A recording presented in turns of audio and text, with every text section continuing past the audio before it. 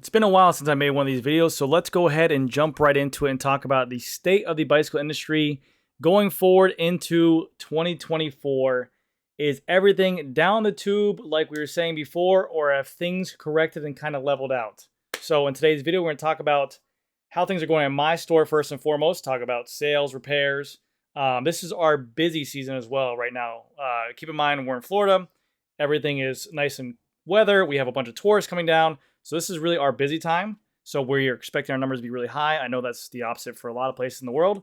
But I'll kind of go into what we're experiencing in terms of sales and service, and also just walk-ins with customers. We'll also talk about the rumors I'm hearing in the industry, which I have a ton of rumors that I get from multiple sources, which are mind-blowing. I don't know if they're true or not, but the reason is that I hear them from all over the place in terms of people close to me, people on Instagram, people that I just don't even know that tell me stuff. And I'll speak on that later on. And then also we'll talk about just how big name manufacturers are opening up stores for cheap, which we'll talk about that later on down the road. Okay, so hopefully you guys enjoy the video and we'll get a nice little update for 2024 to see how things are going. So first and foremost, Bicycle Generation. That is a store we work at. That is a store that we are talking about right now. Basically, this is our busy time.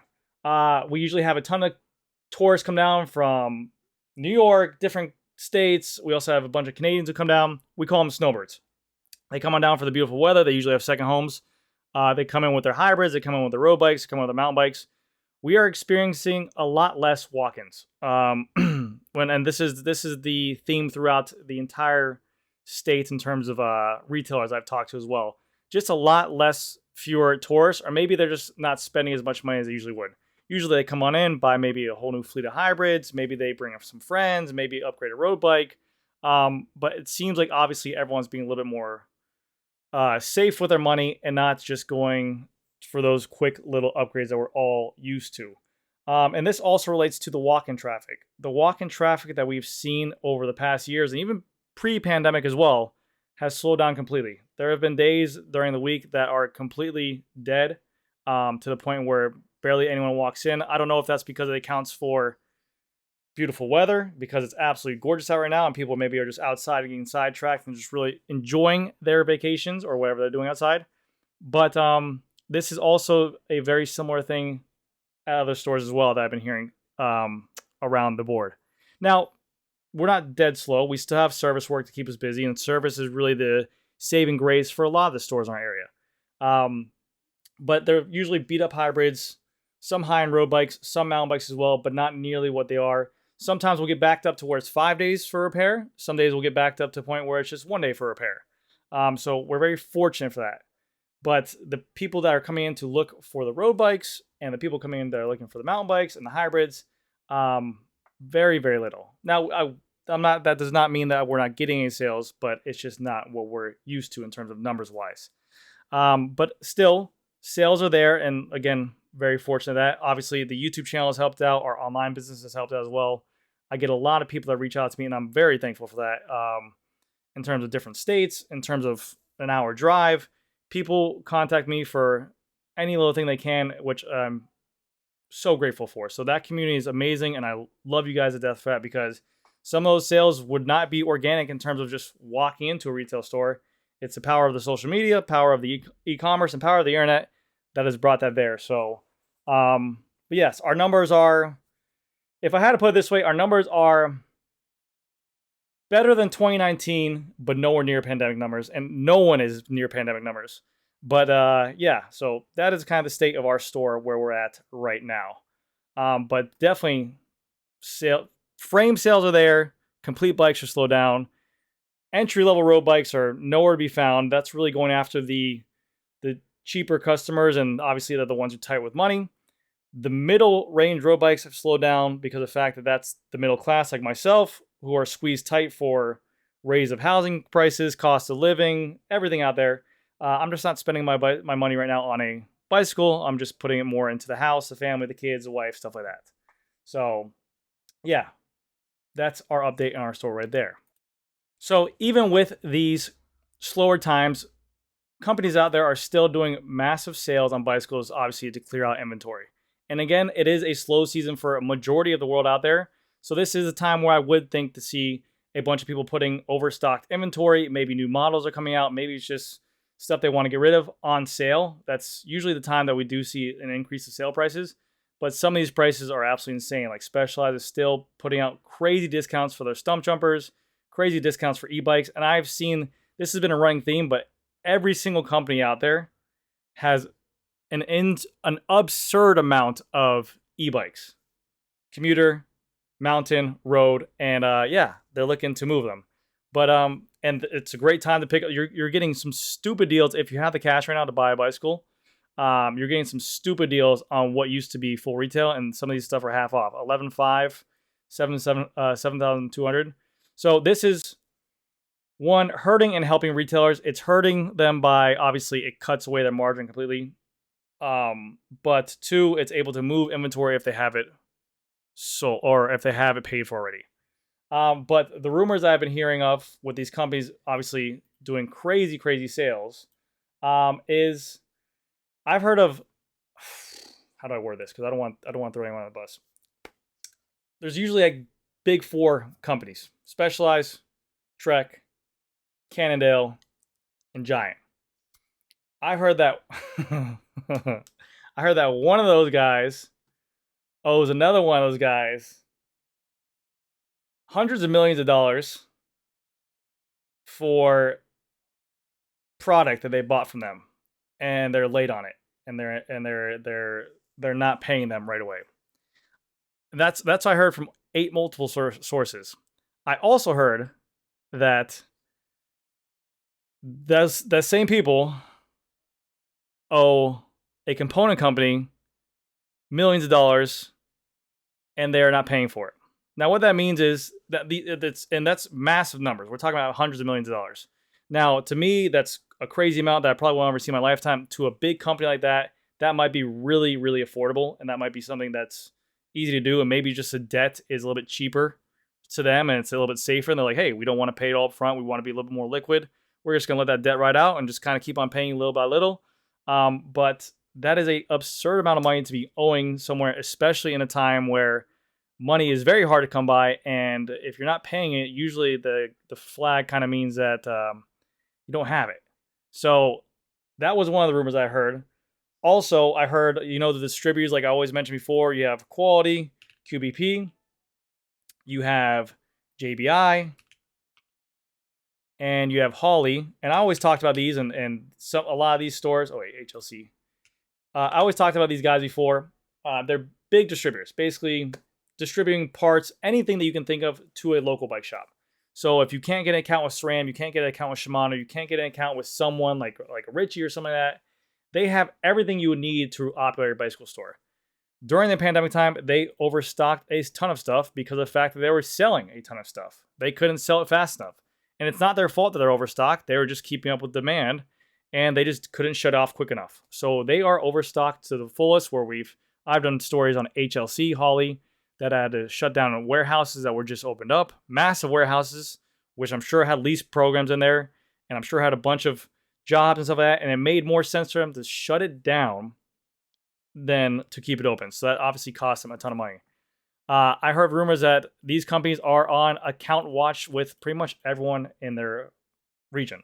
Basically, what it is that account watch means is that if you're selling to retailers and we have a credit line, basically means to not let those accounts get too high to certain stores, because of the fact that they are thinking that they are going to either consolidate and go under, or maybe just not pay it back. And this is pretty normal, I'd say, right now for the time period we're in. Everyone's kind of like that. Everyone's eerie. People are looking for sales. No one's really ordering anything. The right now in the industry, it's me talking to other retailers too. We're not really ordering the stuff that we were ordering back in the day. And it's kind of like we even get the reps who call us up and say, hey, we have closeouts on this, or hey, we have deals on a bunch of stuff. You buy 50 of this, we'll give you one more. And we're just kind of like, hey, we'll call you whenever we need something. And I think even all these guys as well, the big name guys, they're on account watch as well. They're obviously watching the retailers that they're providing the products to, and they're lending it out. So they're just making sure that they're watching the people that have a big debt on there. I think recently there was an article on Bicycle Retailer that like Giant was suing a store because of the fact of they weren't getting paid for some of their product. And usually what that means is the writing's on the wall there. In this kind of business, no one wants to go after and sue them, especially with a partnership. So the gentleman says that it's all good. He says he was reopening a store up, but usually when they go to the point where they're lawsuiting the person, it's mainly too far done. So yeah, but yeah, that's some pretty crazy information.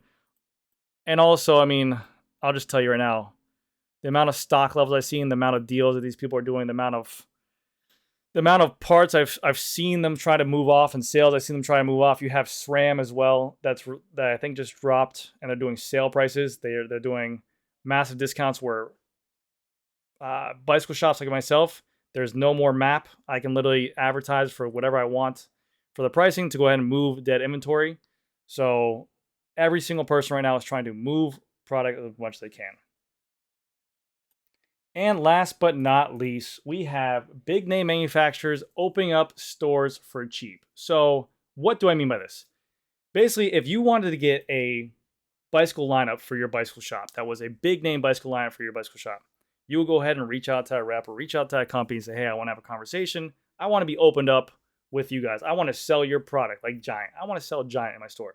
You'd have a sit-down meeting. They say, hey, what are you thinking about? We want to have this, if you want to have a relationship with us, you have to make sure, does it work for you guys? Is it the right fit? What kind of order you're going to offer us? What kind of terms you guys are going to give us? There's this whole business meeting.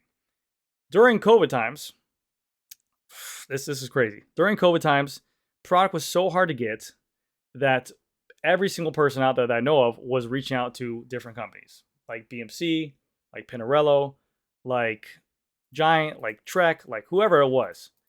And to open up a line back then, like I'll give you guys an example. If I wanted to open up with like a Cervelo or something like that, and I called Cervelo during that time, and I said, hey, I want to open up this. They didn't have any product one, but they were so, into themselves, obviously, because they're selling. They're like, hey, listen, the only way you're going to get our line is you got to go ahead and give us like $250,000, $300,000 order. And yeah, that way you guys will get your location. You'll kind of have like a dealer protection where we won't open up a store around you in that kind of area. But also, our product's hot right now. Our product is selling. So we want to make sure you guys order enough of this stuff. And that was the case for every single brand out there. Every single brand. So, you're sitting there, you're fighting for inventory. You didn't have any inventory. You wanted to sell stuff. You're looking for anywhere out there because of the fact that maybe your manufacturer didn't have any product. So I'm like, oh, let me get this line. No, we need 200,000 order. Okay, the fuck? Fuck that. Oh, let me get that line. That's a good line. Let me get that line. Yeah, we want 300,000 order. Okay. Oh, let me get this mountain bike line over here. We want $400,000 order. $400,000 order to open up a brand. That was crazy. And they were dead serious about that. Nowadays, 2024, after pandemic, we picked up BMC and we got them for a really good deal. And I've heard other bike stores in my area literally picking up big name brands for a bicycle. What that means is that I have a current line right now, and let's just say I like a Pinarello. We would before the offer was 200 grand for this. Now they're like, hey, Pinarello, I'm thinking about bringing you guys in. Yeah, sure. Just order a bicycle and we'll open you up. You're obviously not going to get the best pricing, but they're just basically saying, hey, these manufacturers are looking to open up doors. They're looking to move product. They're looking to go to people who usually they don't work with, and they want to go ahead and just open as many doors as possible right now until whenever this is it's going to correct. Because a lot of these big name people that I mentioned before need money to pay their bills. So I just found it completely flabbergasting because there's stores around us in our areas that are opening up with product that haven't been allowed product in their store for 12 years. And for dealer protection and kind of whatever it is. And now we're seeing more and more stores open up in the area with multiple lines and a bunch of big no-nos where it's like Specialized, Trek, and Giant. You're not supposed to have those three. Where it's like, 2 of those 3 are being in stores. 3 of those 3 are being in stores. And it just goes on and on. So, but yes, that is the state of my assumptions of the bicycle industry. And if you go on Bicycle Retailer too, it's no one likes to talk about this, but it's literally the writing's all over the wall here. You got Santa Cruz CEO Joe stepping down as CEO. He said they want to spend more time with his family. I get that 100%. I would love to do that. But usually, if you're a CEO, you don't step down when everything's going great. You're stepping down because obviously they want more from you, and it's not producing. You have REI to lay off 357 employees at headquarters. Again, this is downsizing. It's very sad. People are losing their jobs. They have to go ahead and look for new jobs and stuff like that. I think it's more of a correction. Obviously, these were all positions that were created during the pandemic because of the fact they needed this position for the demand, and now that's just not there, and they're just going back down to size. But there's stories time and time again. Sales down 10% in most recent quarters. It's just, it is what it is. We're just going to see a bunch of declining numbers. If it was a stock market, 2020 to 2022, all green. 2023, the end of the year, it's just going to be a bunch of reds for a little bit. And it's just going to be a bunch of corrections. It's just hold on tight, stay liquid, make smart moves. Don't make it so you have to pay your employees with bicycles or bicycle parts. Make sure you have money inside the bank.